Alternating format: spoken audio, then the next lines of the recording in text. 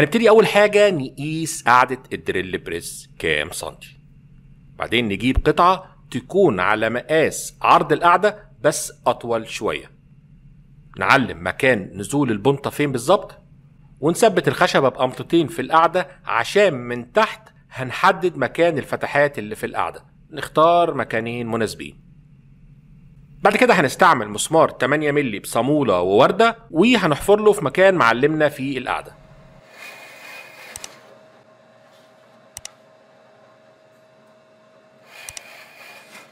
ببنطة مفصلات فورتشنر بيت هنحفر بيها عمق مناسب عشان عايزين نغطس راس المسمار.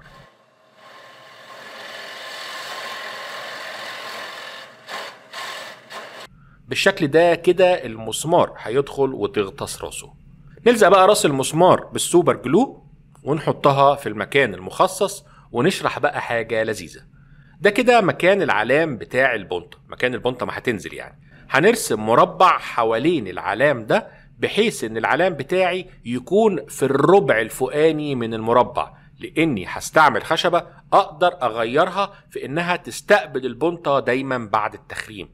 فالخشبة المربعة دي لما احفر هنا واحتاج مكان نضيف هلفها واخرم والفها واخرم، وهكذا دايما هيبقى عندي مكان جديد للحفر.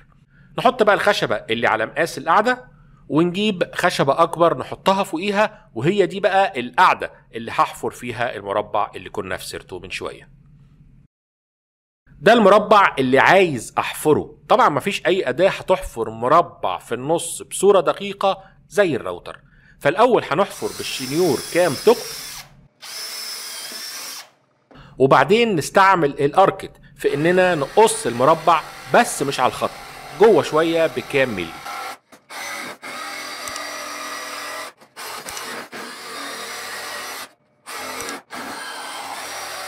زي ما انتم شايفين القص مش دقيق، مقصودة. وبعدين بقى عملت فورمة بنفس مقاس المربع اللي عايز اوصل له، عشان هستعمل الراوتر مع بنطة ببلية من تحت بحيث انها تمشي على الفورمة وتنضف لي بقى وتظبط المربع اللي انا قصيته بالاركت. ثبت الفورمة كويس في مكانها، وبعدين هحفر بالراوتر. نحفر على مرتين عشان نريح البنطة.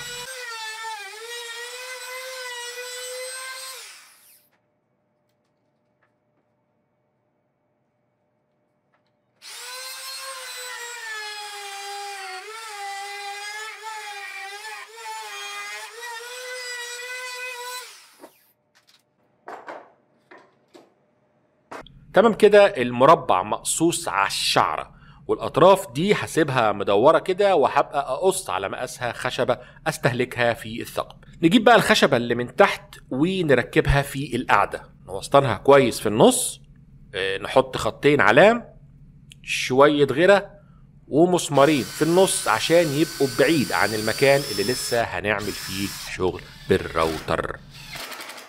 هنحتاج بقى لتي تراك، عملنا عنه حلقة منفصلة قبل كده، وبنطة حفر عادية في الراوتر هنبدأ نحفر عشان نركب التي تراك. برضو بنحفر على كذا مرة عشان نريح البنطة والراوتر.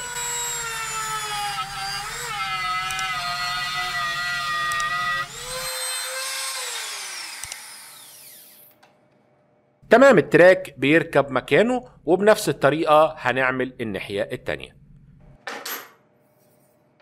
كده كل التي تراك اتحفر له مكان، وهقص بالصاروخ الاطوال المناسبه.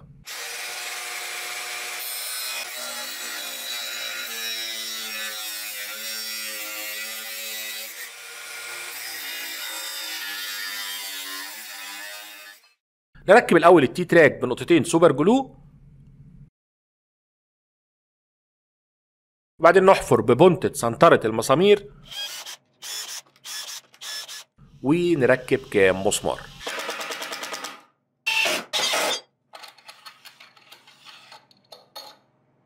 بعد ما ركبنا الاتنين تراك هنعوز بقى نعمل الفنس او الدليل المتحرك، ويكون راكب برضو فيه تي تراك. بس للأسف دي كانت اخر قطعة عندي من التي تراك ده، فهنعمل بقى بنفسنا تي تراك. كنا قدمنا حلقة عن كذا طريقة لعمل التي تراك، هسيبها لكم في صندوق الوصف. هنحتاج لسدابة عريضة هتبقى الفنس المتحرك، وسدابتين كمان ارفع منها هيركبوا هنا كده، وهنسيب بينهم مسافة جسم المسمار، وهنحفر الطرف بتاعها بالمنشار او بالراوتر. رفعت سلاح المنشار هبابة كده تاكل يدوب طرف السدابة بالشكل ده. كده السدابتين هيتحولوا لتي تراك ياخدوا بينهم المسمار بتاعي. هلزق بقى السدابتين دول ونمسمرهم. لفيت تيب ورق على المسمار عشان اسمكه شوية، وهحط واحد هنا وواحد الناحية التانية عشان يضمن لي ثبات المسافة وانا بلزق السدايب. تمام كده، لزقتها وقصيتها للعرض اللي انا عايزه، بقت مناسبة لمرور المسامير. هبدأ بقى اعمل فيها ثقوب تعدي المسامير اللي هتحركه، فهنرجع للدريل بريس.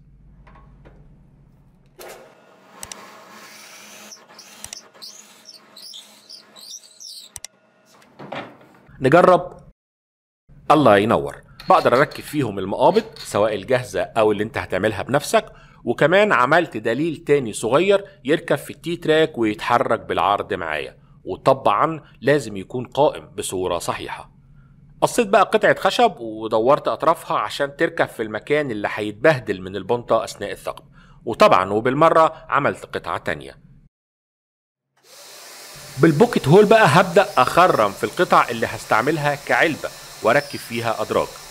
طبعا هتلاقوا التصميم بالمقاسات في وصف الفيديو زي ما احنا متعودين معاكم، وهستناكم في جروب القناة على الفيسبوك لو في اي استفسار او سؤال هتلاقوني معاكم ان شاء الله.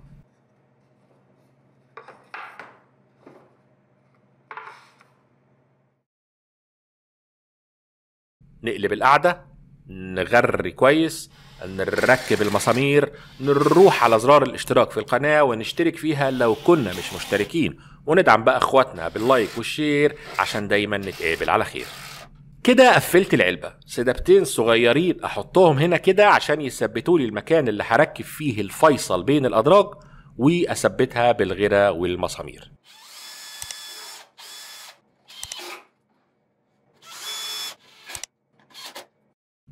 نجيب بقى اجزاء الدرج ونقفلها بالغيرة وكام مسمار، وزي ما انتوا عارفين ومتعودين احنا بنسيب في صندوق الوصف كل اسماء وروابط المنتجات والادوات اللي بنستعملها في الفيديو. يبقى بص بصة واحنا موجودين معاكم لو فيه اي استفسار او سؤال.